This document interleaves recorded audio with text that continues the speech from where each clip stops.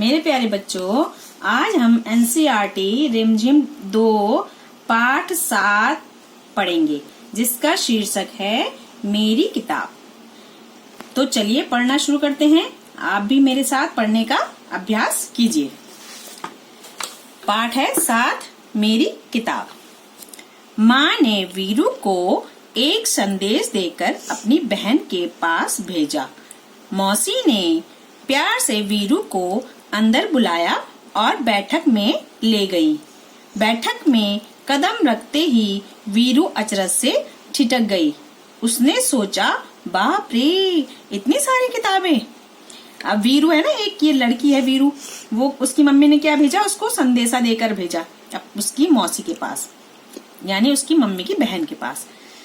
और वो जब मौसी के पास गई तो मौसी के घर में मौसी ने अंदर बुलाया। बैठक होता है ना, बैठक जिसमें मेहमान रहते हैं, मेहमान बैठते हैं ना आके, मेहमान ड्राइंग रूम बोलते हैं जिसको। बैठक में गई और वहां पर उसने क्या देखा, बहुत सारी किताबें देखी। तो उसको अचरज हो गया, उसने क्यों अचंभा हो गया, क्योंकि पहले उसने कभी इतनी सारी किताबें एक साथ देखी ही नहीं थी। तो उसने सोचा, बाप रे, इतनी सारी किताबें। दूसरे पेज पे पढ़ेंगे, 41 पेज नंबर पे। वहां नीचे से ऊपर तक किताबों से भरी खानों वाली 2 लंबी दीवारें थी। वह आंखें फाड़े देखती रही। उसने क्योंकि पहले इतनी सारी किताबें देखी नहीं थी, तो वो देखती रह गई उनको। अंत में उसने साहस करके पूछा, क्या आपके पास बच्चों के लिए भी किताबें हैं? क्या करा उसने अंत में, साहस करके। पहले तो बहुत अचंभित हुई, उसके बाद उसने अपनी मौसी से पूछा कि क्या आपके पास बच्चों के लिए भी किताबें हैं?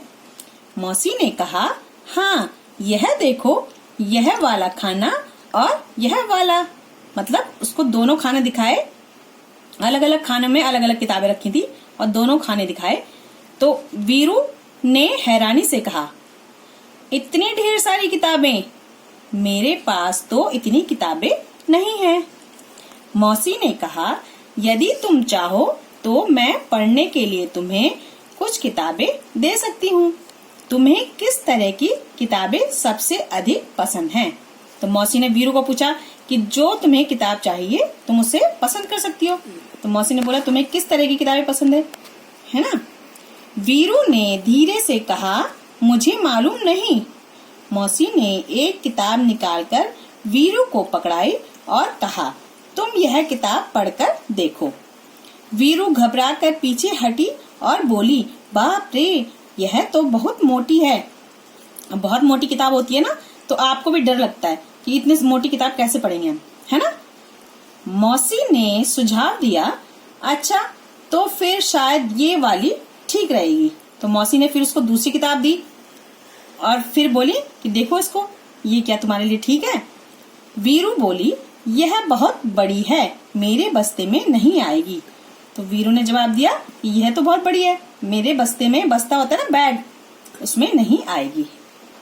अब पृष्ठ संख्या 42 पे पढ़ेंगे। मौसी ने एक तीसरी किताब दिखाई और इसके बारे में क्या ख्याल है? उनकी मौसी ने तीसरी किताब दिखाई और उसको पूछा वीरू को कि अब इसके बारे में क्या ख्याल, यानी क्या विचार है? वीरू ने किताब के पन्ने पलटे और यह फैसला किया, इसमें पढ़ने के लिए बहुत कम है, इतनी छोटी छोटी तस्वीरें, यह किताब बहुत पतली है। मौसी ने कहा, वीरू, मुझे तो लगता है कि मैं तुम्हारे लिए किताब नहीं चुन सकती। ऐसा करना, अगली बार जब तुम आओ तो अपने साथ एक फुट्टा लेती आना। फुट्टा होता है ना, स्केल, पैमाना, जिससे हम नापते हैं। वीरू ने पूछा, फुट्टा क्यों? मौसी ने हंसकर कहा, तुम्हें जितनी मोटी किताब चाहिए तुम नाप कर ले लेना, ठीक है ना? वीरू ने माँ के भेजे हुए कागज को मेज पर रखा और भाग खड़ी हुई। जो माँ ने दिया था उसको संदेश, कागज, लेटर दिया था ना, पत्र, वो उन्होंने कहाँ रख दिया, मेज पर। वीरू ने मेज पर रख दिया और भाग गई। अब हम पृष्ठ संख्या 43 पढ़ेंगे। बातें किताबों की। बाप रे, इतनी किताबें।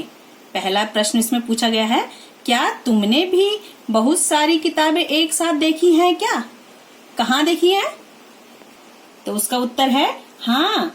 हाँ, मैंने अपने विद्यालय के पुस्तकालय में एक साथ बहुत सारी किताबें देखी हैं। पुस्तकालय होता है ना, जिसको हम लाइब्रेरी भी बोलते हैं, स्कूल में होती है ना, तो वहाँ पर बहुत सारी किताबें देखी हैं। दूसरा प्रश्न है, तुम्हारे बस्ते में भी बहुत सारी किताबें होंगी। उन सभी किताबों में से तुम्हारी मनपसंद किताब कौन सी है और क्यों? उत्तर खा का है ये दूसरा। मेरे बस्ते में मेरी मनपसंद किताब रिमझिम 2 है, क्योंकि इसमें सुंदर सुंदर कविताएं एवं कहानियां चित्र सहित हैं, जिन्हें मुझे पढ़ना व देखना बहुत अच्छा लगता है। यहाँ कुछ किताबों के पन्नों के चित्र दिए गए हैं और उनके नाम लिखे हैं। जैसे पहला है, नाम था उसका आसमानी। ये इसमें ढंग से दिखाई नहीं दे रहा ना, ये लिखा हुआ है, नाम था उसका आसमानी। दूसरी है किसना। तीसरी किताब है बजती गेंद और चौथी है बंटू मेरा दोस्त। तुम इनमें से कौन सी किताब पढ़ना चाहोगे और क्यों? उत्तर है, मैं इनमें से बंटू का दोस्त किताब पढ़ना चाहूंगी, क्योंकि दोस्त सुख और दुख के साथी होते हैं और मैं उनकी दोस्ती के बारे में पढ़ना चाहूंगी। अब पृष्ठ संख्या 44 पर पढ़ेंगे।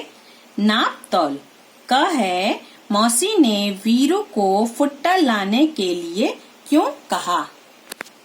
उत्तर है, मौसी ने वीरू को फुट्टा लाने के लिए इसलिए कहा क्योंकि वीरू को कोई भी किताब पसंद नहीं आ रही थी और मौसी ने उसे हंसी में कहा कि अगली बार एक फुट्टा लेकर आना, ताकि अपनी पसंद से किताब को माप कर ले सको। ख है, अलग अलग चीजों को नापने या तौलने के लिए अलग अलग चीजों का इस्तेमाल करते हैं। तुम नीचे दी गई चीजों को किन किन चीजों से मापोगे? अब पहला चित्र है, ये कपड़ा होता है ना, कपड़े को हम किससे नापते हैं? इंच टेप से, सेंटीमीटर में, मीटर में, है ना। जब हम कपड़ा खरीदते हैं ना मार्केट से, तो मीटर में, सेंटीमीटर में खरीदते हैं, इंच टेप से नापते हैं उसको। दूसरा है ये पानी, लिक्विड वाली चीजें, जितनी भी तरल चीजें होती हैं हम उनको लीटर से नापते हैं, है ना, पानी, दूध वगैरह। तो ये लीटर का माप होता है, लीटर का एक होता है ना, कप सा बना होता है लीटर। तीसरा है आम का चित्र। अब आम लेते हैं ना हम, 1 किलो 2 किलो ऐसे लेते हैं ना, ग्राम में, किलोग्राम में। किससे नापते हैं? तराजू से और बाट से नापते हैं। फिर है चौथा कागज का। तो कागज को हम नापते हैं ना, जैसे सेंटीमीटर, इंच, सेंटीमीटर में फुट्टे से नापते हैं ना, स्केल से नापते हैं ना। फिर है टेबल, ये इंच, सेंटीमीटर, इंच टेप से नापते हैं, इंच टेप होता है ना, उससे नापते हैं। उत्तर है कपड़े को मीटर से। पहले का आंसर है मीटर से, कपड़े को मीटर से, आम को किलोग्राम से, मेज को सेंटीमीटर से, कागज को सेंटीमीटर से, पानी को लीटर से। अब हम पृष्ठ संख्या 45 पढ़ेंगे। आओ खेले अंत्याक्षरी। अब तक तो तुमने बहुत सारे शब्द सीख लिए होंगे। आओ शब्दों की अंत्याक्षरी खेलें, देखें तुम कितने शब्द बना पाते हो। शुरुआत हम कर देते हैं। पहला है किताब। अब ये ब पे खत्म हुआ ना। आप कभी कभी गानों की अंताक्षरी खेलते हो ना, तो जो लास्ट वाला वर्ण होता है उससे हमें दूसरा वर्ण लिखना है, ठीक है। पहला है ब पे खत्म हुआ तो हमें अब लिखना है बंदर। अब ये र पे खत्म हुआ तो लिखना है रस्सी। फिर स पे तो सरिता। अब ये ता पे तो हमने लिखा तस्वीर। अब रा पे खत्म हुआ तो राम। माँ पे खत्म हुआ माली। ला पे खत्म हुआ लोटा। और आप अपनी पसंद से कोई भी शब्द लिख सकते हो। यहाँ पे आपके लिए खेल हो जाएगा ना अंत्याक्षरी। अब है दूसरा पसंद नापसंद। वीरू को मौसी ने किताबें चुनने के लिए कहा तो वह नहीं चुन पाई। तुम्हें अपनी पसंद की चीजें चुनने को कहा जाए तो तुम कौन कौन सी चीजें चुनोगे? अब यहाँ पे आपको यहाँ पे बहुत सारी चीजें रखी होंगी तो आप क्या क्या चुनेंगे? जैसे कहानियों की किताबें, गुड़िया, चॉकलेट, खिलौने, मिठाइयाँ, जूस। बच्चों को ये सब बहुत पसंद आता है। अब पाठ 7 मेरी किताब का अभ्यास कार्य देख लेते हैं। पहला है कठिन शब्द।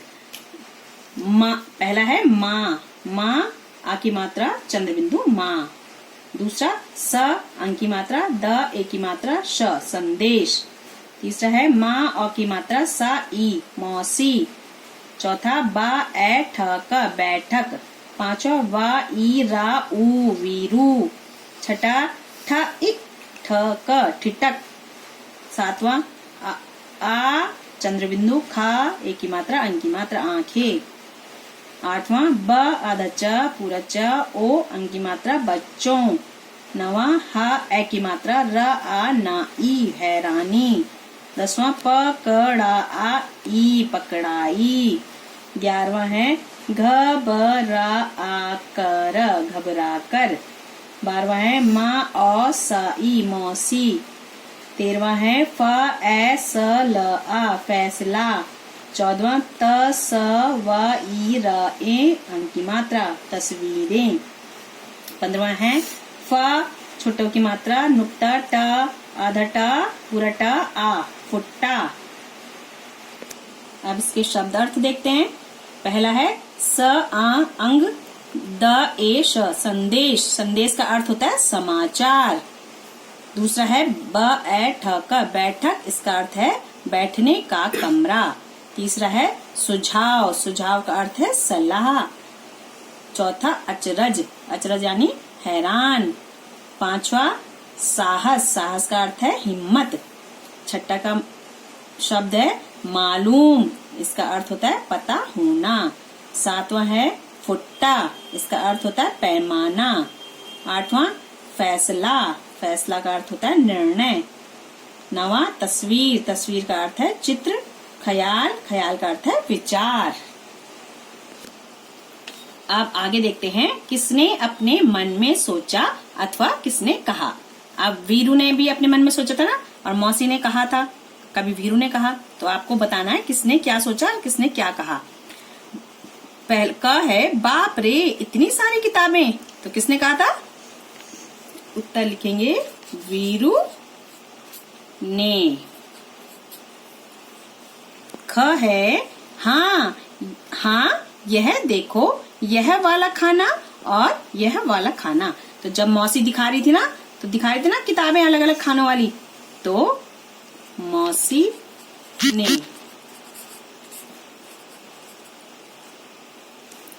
ग है मेरे पास तो इतनी किताबें नहीं हैं। किसने कहा था? वीरू ने। घ है तुम यह किताब पढ़कर देखो। किसने कहा था? मौसी ने।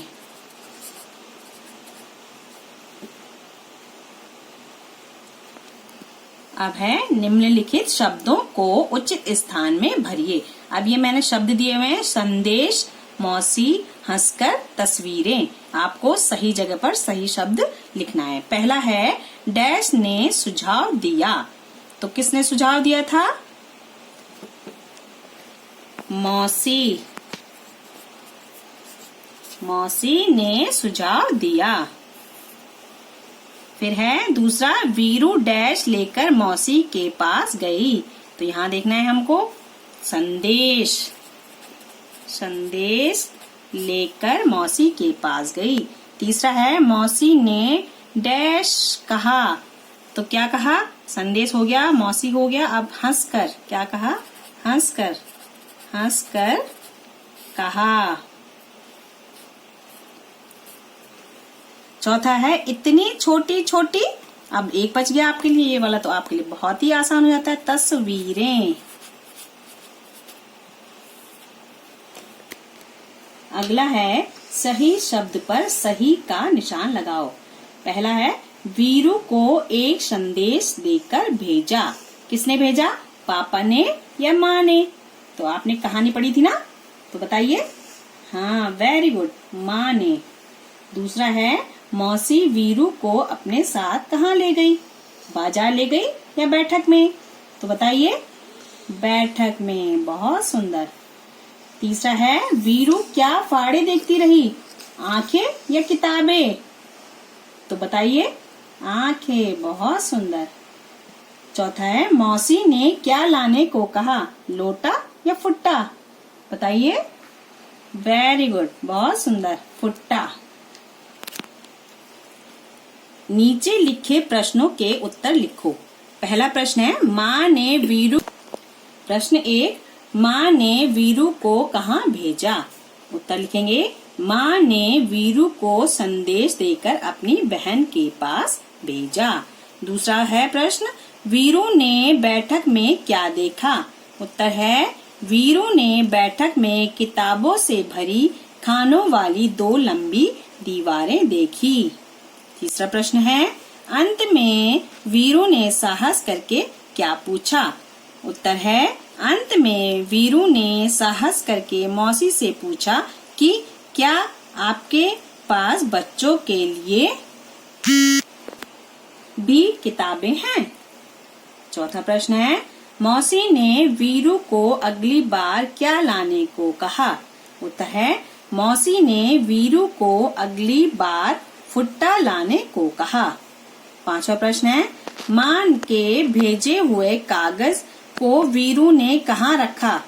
उत्तर है, माँ के भेजे हुए कागज को वीरू ने मेज पर रखा। यहाँ पर आपको केवल कहाँ की जगह मेज लिखना है, बाकी सेम वही ऊपर वाली लाइन आ जाएंगी, है ना। इसमें भी सेम वही, बस क्या लाने को कहा, क्या की जगह फुट्टा आ जाएगा। तो ये तो आपके लिए बहुत ही आसान है। तो मेरे प्यारे बच्चों, अगर आपको मेरी ये वीडियो अच्छी लगी हो तो प्लीज चैनल को लाइक करें, शेयर करें एंड सब्सक्राइब करें, and please press the bell icon. Thanks for watching. God bless you all. Bye bye.